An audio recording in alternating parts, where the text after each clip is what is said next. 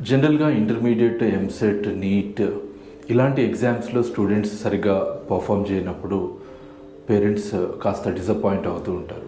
Disappoint అవ్వడం వరకు okay, కానీ ఆ మార్క్స్ని, ఆ పర్ఫార్మెన్స్ని బేస్ చేసుకొని ఆ స్టూడెంట్స్ చదవరని కానీ, వాళ్ళు ఇక అంతే అని కానీ మాత్రం జడ్జ్ చేయకపోవడం మంచిది.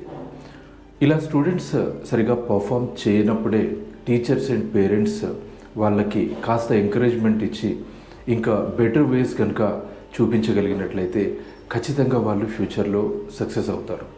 ఇంటర్మీడియట్ స్టూడెంట్ అయినా, లేదంటే ఇంటర్మీడియట్తో పాటు ఎంసెట్, ఐఐటి, నీట్ వీటి కోసం ప్రిపేర్ అయినటువంటి స్టూడెంట్స్ అయినా లాంగ్ హార్స్ కూర్చొని చదవగలిగేటువంటి అలవాటు వీళ్ళకు ఉంటుంది.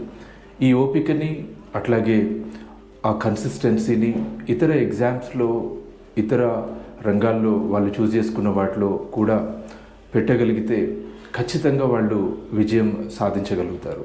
ఇంటర్మీడియట్లో అయినా, ఎంసెట్లో అయినా, నీట్లో అయినా, ఐఐటీలో అయినా ఏ కొద్ది తేడాతోనో లేకపోతే ఇంకేవైనా కారణాలతో కానీ వెనుకబడి ఉండొచ్చు.